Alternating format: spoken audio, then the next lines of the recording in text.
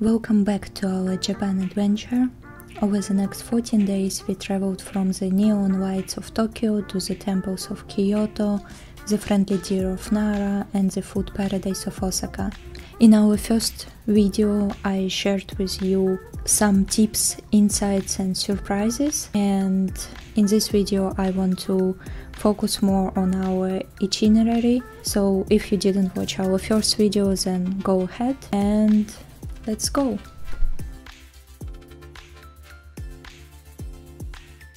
Our Japan adventure began in the heart of Tokyo.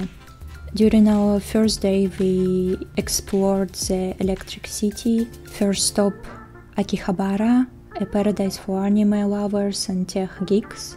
You can definitely find many things to do here, play in arcades or just wander around anime stores. Then Asakusa for some history, culture and temples. It was our first temple in Japan. So again, in my first video I told that if you don't know how to behave yourself in temple or jinja, then just watch what locals do. And finally, Tokyo Sky Tree. I'm not a fan, to be honest, to pay in order to go somewhere up and have just a nice view. That's why we enjoyed the view from the bottom of the Sky Tree. During our second day we decided to go to Tsukiji fish market in order to enjoy sushi and seafood.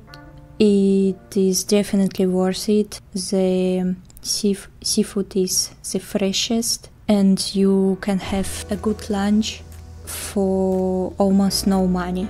Then we revisited Senso-ji, hit the arcades and relaxed at Nara Park. And Nezu Shrine was a hidden gem away from the crowds. So during our first days we decided to stay in Ueno. This is not really crowded area of Tokyo and we definitely enjoyed it, especially after a long flight. On our third day our next stop was Kyoto, a place where history meets beauty. We took a Shinkansen from Tokyo to Kyoto. It was about a little bit 2 hours plus, and in the beginning we decided to stay in the area of Arashiyama in traditional Japanese inn ryokan, and the first stop in Kyoto was the Arashiyama bamboo grove. It was magical. Nearby we visited Itinerary Temple and the Togetsuko bridge.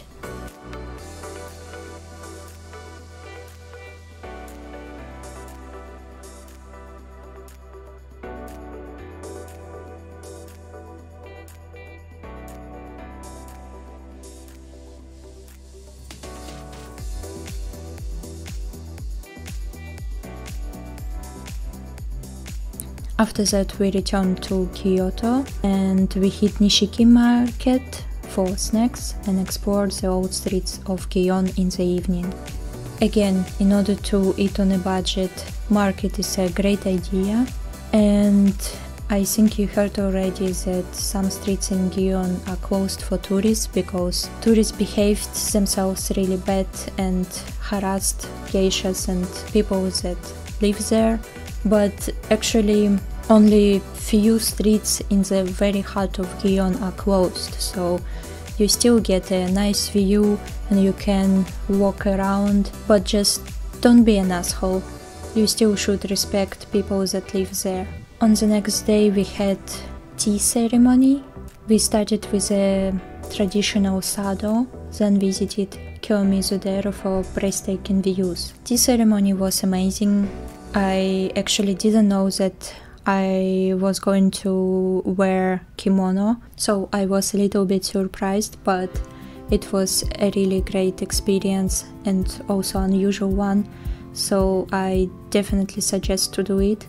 Kyoto has so many temples, but unfortunately they usually all close by 5 PM and they are not located at the one place. That's why you need, and Kyoto is big. So that's why, for example, we also didn't have enough time to go everywhere we actually wanted but if you have few more extra days, then you definitely can do it. For example, few more things to do in Kyoto: Nanzenji Temple, Eikando, Ginkakuji, Ryoanji Temple, Nijo Castle, Fushimi Inari, and Higashiyama. On the next day we decided to make a day trip to Nara. You can come to Nara from Kyoto or from Osaka, but we decided to go there from Kyoto. Nara is famous for its deers, but just watch out. They know when you have food, and if you don't give them food, they are going to become bullies. We saw the great Buddha Todai-ji and tried fresh mochi at Nakatani-do. Watching them make it is an experience, and it's definitely worth it.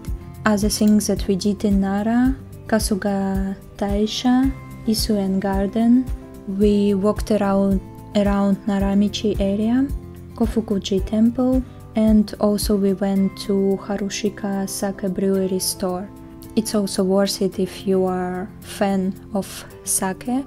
Actually, I didn't like sake before I came to Japan, and I must tell you that sake there is absolutely different and more delicious.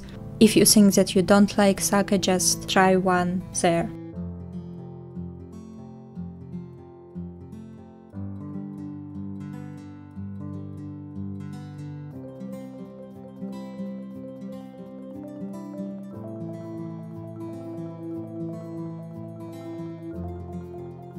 On the next day we went to Osaka. We took Shinkansen, but it was only 20 minutes. Osaka, the kitchen of Japan and a nightlife paradise. Dotonbori is the place for street food, takoyaki, okonomiyaki and more. We explored Shinsekai, a retro area with arcades and old school vibes. Places we went to: Nambayasaka Shrine, Tennoji Park, Shitennoji Temple, Abe no Haruka's, Kuromon Market and Denden Town.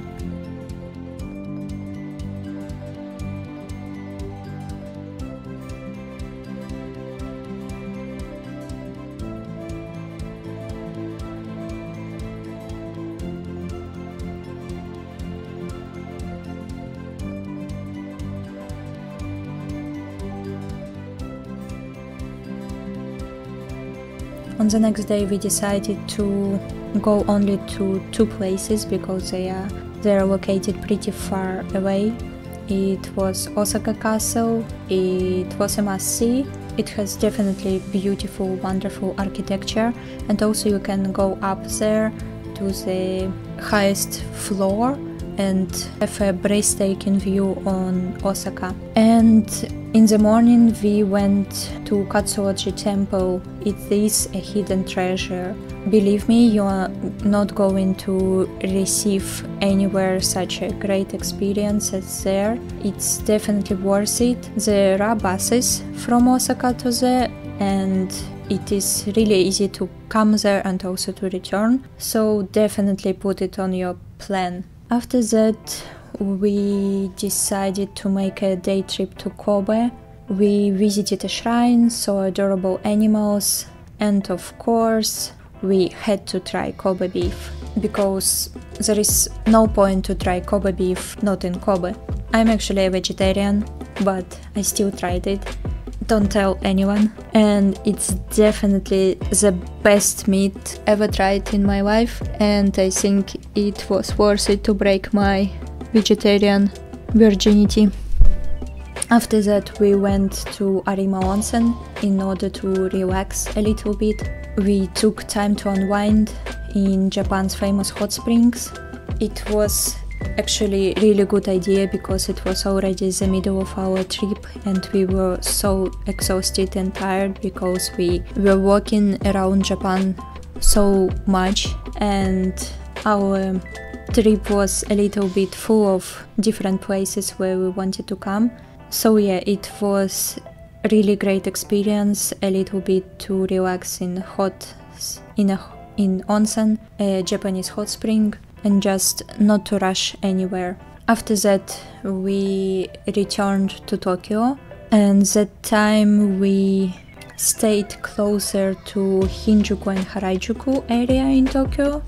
We went to Omoide Yokocho Alley, to Kabukicho Entertainment District, and to Shinjuku Gyoen Garden, which was really great, beautiful autumn garden, or you can say park.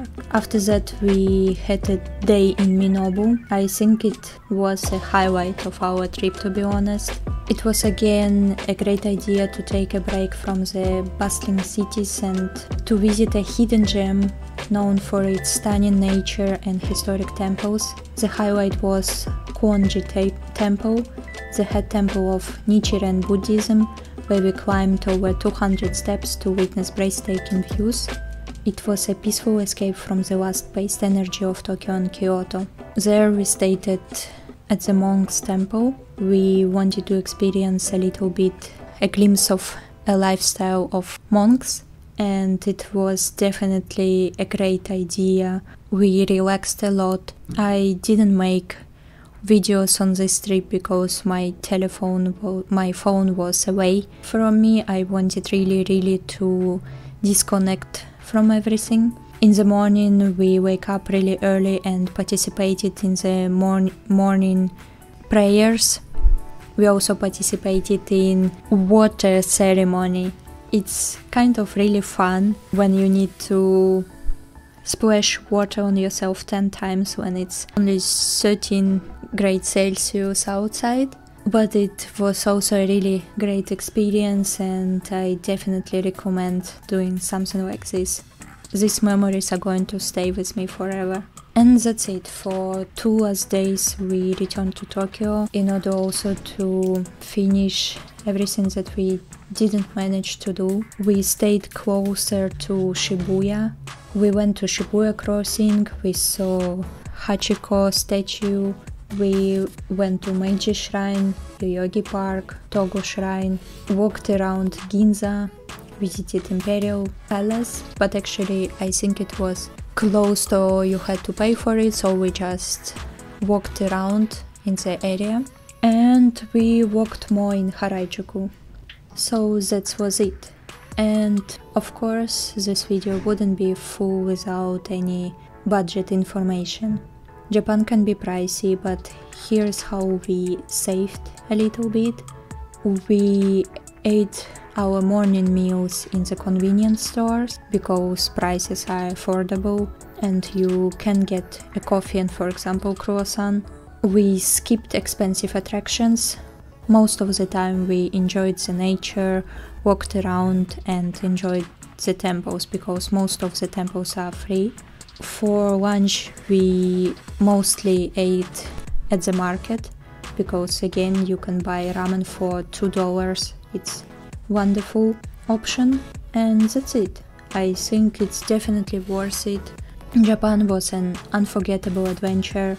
Whether you are into food, history or modern culture, there is something for everyone. If you're planning your trip, hopefully this gave you some inspiration and you found out something new from this video. Let us know your favorite spots in the comments, or if you are interested in some specific information, let us know about it.